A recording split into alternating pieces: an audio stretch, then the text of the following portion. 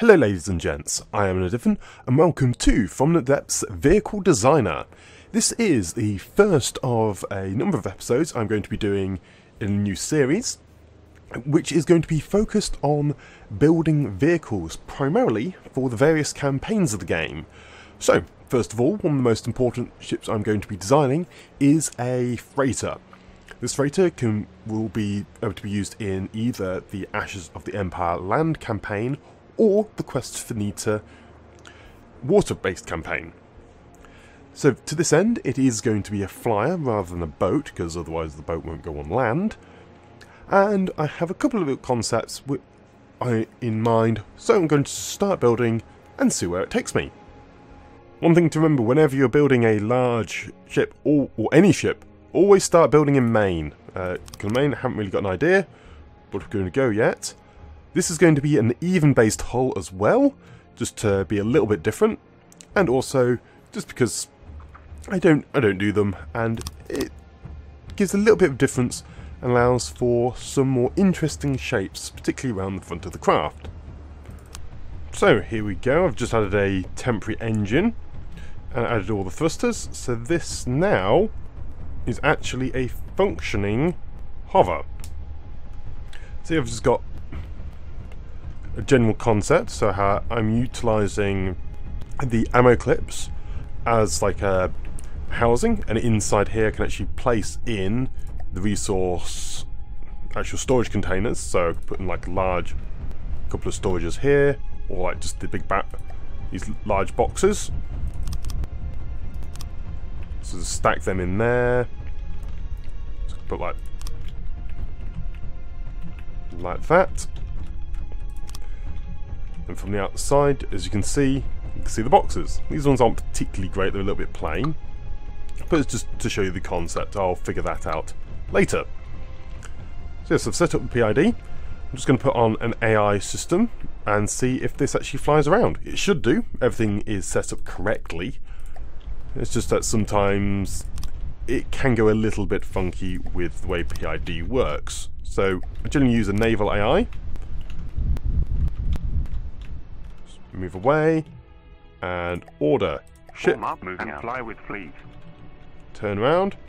Oh, and I need to set, though, jets used in air and water mode. So there we go.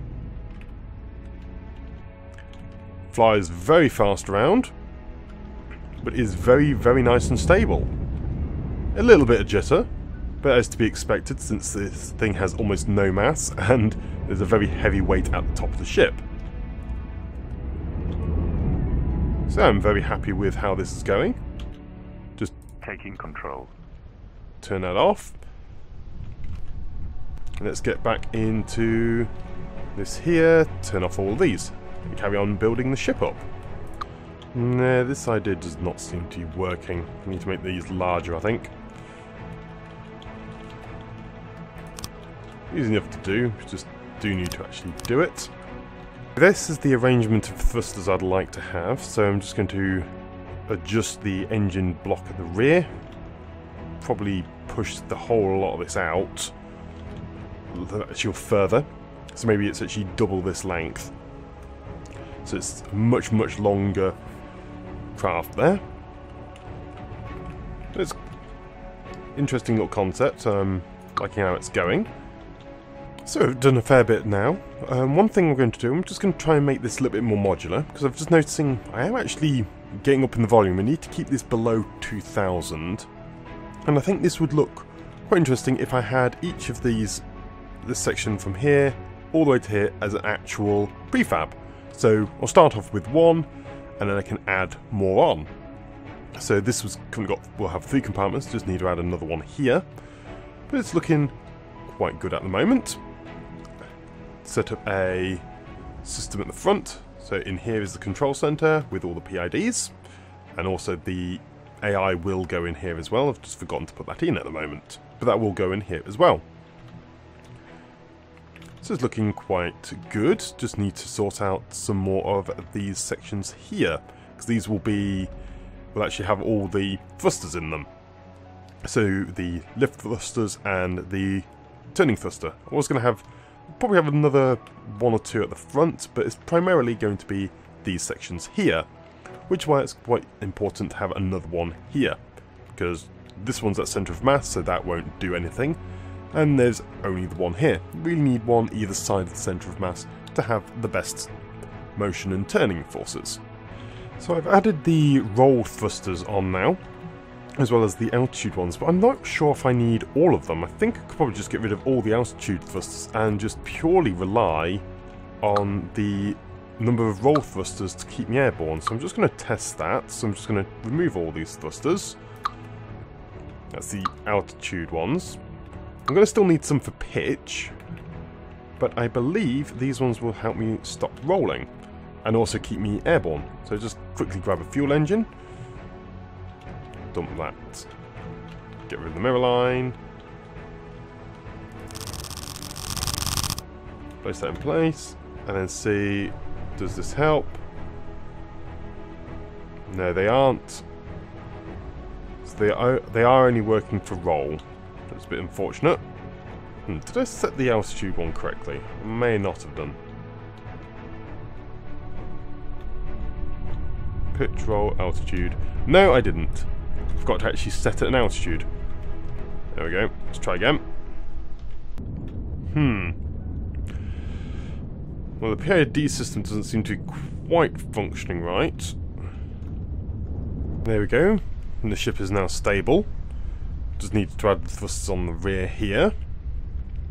This rear end is very heavy compared to the fore end, and so it was tilting backwards, and the thrusters, due to them being not very close to the centre of mass, were not providing the adequate enough force. So the whole ship was beginning to fall over a little bit. What I am also going to do, I'm going to add a couple of thrusters at the front here, which will give it even better thrust against all that sort of thing. Well, I didn't plan this out very well. I want to use one of these Pivo 12 engines due to the, well, not 330 power per fuel, because they're around about 1050 power per fuel. So they're very nicely fuel efficient. I could probably just go pure RTGs with this thing, and I think I might do that. That will allow me to transport fuel, use this as a fuel transport, and empty all of its fuel, because otherwise what could happen is I build this, and it will go around, transport all the fuel, and then it will actually run out of fuel, and so stop working completely, which would be really unfortunate. So let's add a big power pack at the back here. Here we go. I've just set my craft on, and it is flying rather well, though it does... I said that as it dives straight in the water. I was not paying attention, wasn't I? Okay, let's get back up. Seems that it doesn't quite fly properly, so I do need to add in some additional thrust, because I did remove the ones at the base. That's fine, easy enough to put back in. Just need to put mirror mode back on to even block. Or did I just run out of power? Might just run out of power. Yeah. My RTGs are not producing enough power to drive all these things. Okay, RTGs. You producing enough power now? No, it's still being drained. So it does keep falling out the sky because it's running out of power. It's a bit irritating. So what I've done, I've just given myself full power on this, and it does fly very well. Unfortunately, the battery is draining at a fair rate. Let's just hop back onto it.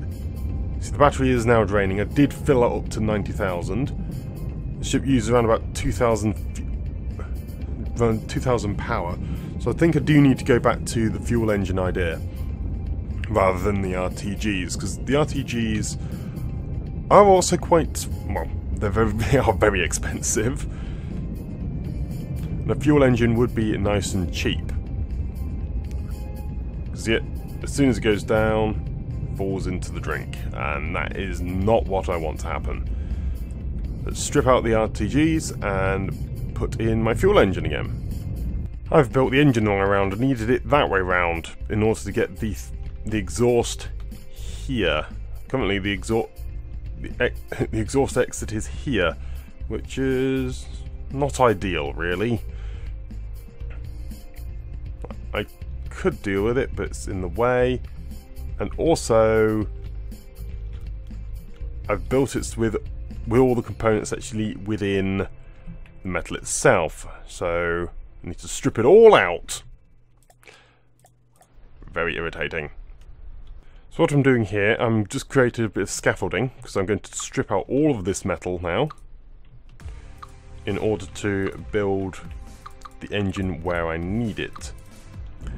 Here we go again. So I now have a fuel engine included on the ship, and so now it's moving at quite a fair pace, and it's all fully being lifted by just the roll thrusters and that, and is remarkably stable. It doesn't turn especially quick, but that's reasonable. It's not really meant to be, well, it's barely ever going to be in play. So I just need to now add a load of cargo, and so let's have a look at, see what sort of cargo I could have a look at. So rather than material gatherers, material storage, and actually have things like a load of these storage tanks.